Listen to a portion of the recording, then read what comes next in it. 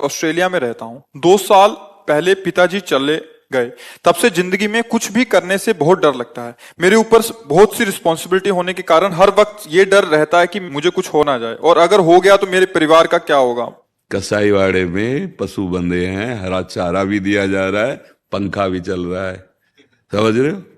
हरा चारा भी दिया जा रहा है, पर नंबर से है, कटना ही है।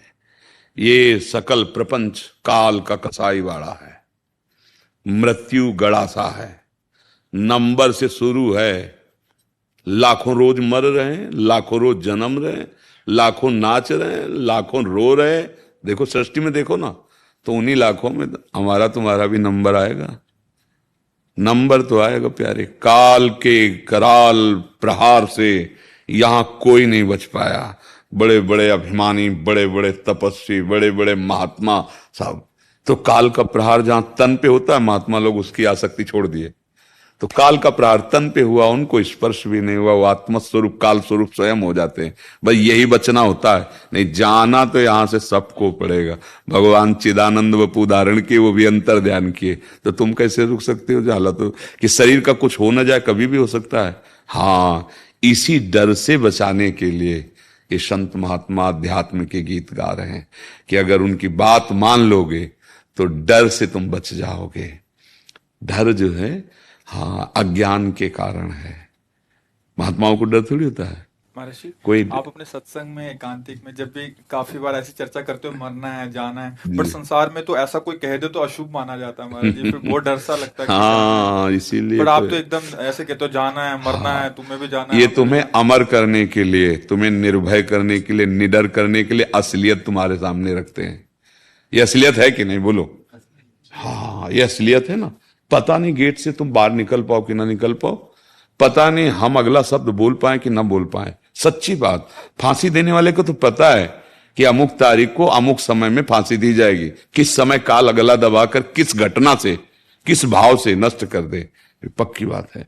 तुम क्या किए हो कि जहां जाना है वहां तुम्हारा कुछ भी प्रयोग आने वाला नहीं। जो जिंदगी में तुमने अपना मान रखा है, कुछ भी प्रयोग नहीं, ये शरीर भी यहीं रह जाएगा, और जो जाएगा वो तुम्हारे पास है नहीं। इसलिए डर रहे हो कि भैया जिससे हमें भारत से अमेरिका जाना है, और भारत की हर वस्तु यहीं बॉर्डर के पहले ही सब छीन ली जाएगी, अब निकलो। तो लगे मतलब पूरा जीवन हमने यहां दिया, सब कमाया यहां, और सब यहीं छीन लिया जाएगा। ऐसे छीन लिया जाएगा मृत्यु लोक में, कुछ भी नहीं जाएगा, न तो अच्छा सुमा जाएगा, न तो शर्ट ले शरीर जाएगा, मतलब कुछ ले जाएगा। अब इसीलिए सबको डर लगता है, क्योंकि यहां पत्नी है, पुत्र है, घर है, सब व्यवस्था है, और ये सब छूट जाएगा। इसीलिए कहते हैं अध्यात्म को पकड़ो पकड़ो, यही तुम्हारे लिए सुखद हो जाएगा, क्योंकि ज्ञान हो जाएगा ना। अभी आपको लगता है, जैसे हर घर के गार्जियन को लगता है मरना तो है ही यार एक दिन, पर अगर अभी मर गया तो मेरा परिवार बिखर जाएगा, नहीं लगता? बेटी ब्याह करने होंगे, बच्चे पढ़ाने का, ये बूढ़े माता पिता हैं, पत्नी, ये सब क्या होगा? नहीं नहीं, कुछ भी हो, मरना तो अभी नहीं है, और ये इतना काम तो बन ही जाए। वो ऐसे ही सोचता रहता पूरे जीवन, और खाली हाथ खोखला होके जाता है। मन पचते ही है अवसर बीते। जो कमाने आया था जीवन मुक्त होने के लिए, परमानंद प्राप्ति के लिए, कि इस मनुष्य जन्म में जाऊंगा और ऐसा भजन करूंगा कि बंधूंगा नहीं हम माया में, तो भैया ये माया बंधन आपने स्वीकार किया है। अगर आप इसे छोड़ना चाहे तो छोड़ सकते हैं आराम से, क्योंकि आपने ही पकड़ रखा है। राधा राधा जपो और डरो, हम कहते हैं डरो, जिससे तुम्हें सबल का आश्रय मिल जाए। जो शभीत आवा सरनाई, तो रखियो ताई प्राण की नाई, भगवान कह रहे हैं। यदि कोई माया से भयभीत होकर मेरी शरण में आ जाए तो मैं उसे अपने प्राणों की तरह रखता हूं, भगवान का वचन है। तो हम तो कहते डर लगना चाहिए। कोई तो एक हो जो हमारी बात सुन सके, हमारी रक्षा कर सके, तो वो केवल भगवान ही हैं, जो काल से भी रक्षा कर सकते हैं, और जो बिना बोले बात सुन सकते हैं, पुकारने की भी जरूरत नहीं। अंदर सोचा मात्र की बात पहुंच गई उनके पास, वो वहीं बैठे हुए हैं अंदर ही, यार बिना भजन के जीवन बिल्कुल भयावह है। बिना भजन के बिल्कुल ऐसा समझो जैसे मगरमच्छ से भरे समुद्र में फेंक दिए गए। अब क्या करें? अगर कोई विशाल बोट मिल जाए तो ही बच सकते हैं। हाँ, तो भगवान शंकराचार्य जी से पूछा शिष्यों ने कि इस अपार संसार समुद्र से पार होने के लिए ये बहुत अगाध है, क्या उपाय है?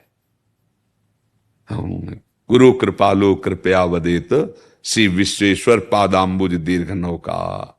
भगवान के चरणारविंद का आश्रय, भगवान के अगर चरणों का आश्रय नहीं लिया, नाम जप नहीं, भैया कुछ भी बन जाओ, ये डर हटेगा नहीं। चाहे जितने अंग रक्षक रख लो, जलोगे अंदर से, अशांत रहोगे, दुख मिलेगा, आगे भी मिलेगा।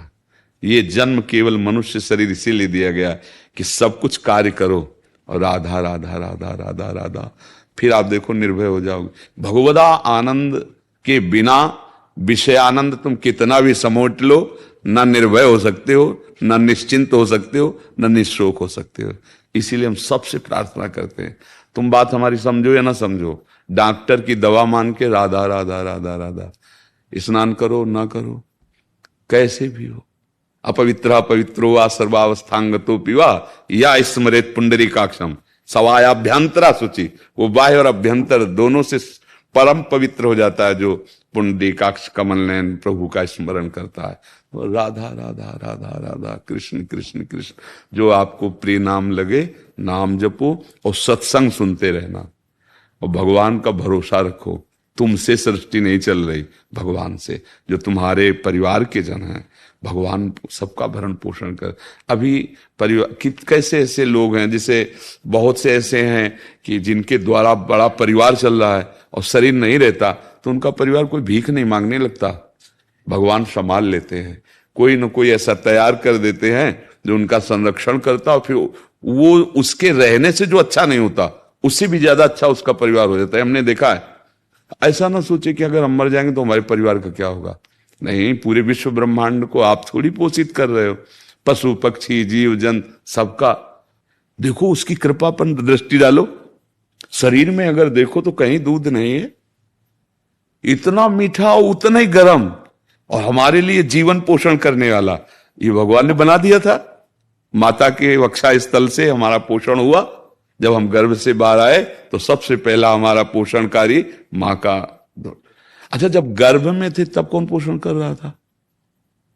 मां भी नहीं जानती थी कि कैसे पोषण होगा गर्भस्थ शिशु का, लेकिन किया ना। ये बात समझो, वो अनंत ब्रह्मांडों का पोषण करने वाला, उसी का परिचय नहीं, इसीलिए डरते हो बच्चा।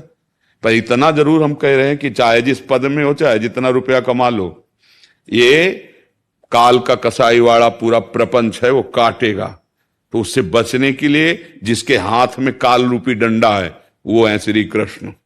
अगर प्रभु की श्री हरि की शरण नहीं हुए, उनका नाम जप नहीं किया, तो कुछ भी कर लो, शांति नहीं मिलने वाली, निर्भय नहीं होने वाले, शोक रहित होने वाले नहीं। इसलिए राधा राधा रटो और अच्छे आचरण करो। कुछ समय बाद तुम ही कहोगे कि अब कोई डर नहीं लगता, अब कोई भय नहीं लगता, देख लेना। और अगर भजन नहीं करोगे तो चाहे जितने अंग रक्षक रख लो और चाहे जितने रुपया कमा लो, वो तुम्हें कभी निर्भय और भयभीत करने वाले बन जाए, और भय पैदा करने वाले बन जाएंगे। इसलिए भगवान श्री हरि का आश्रय, उनका नाम जप।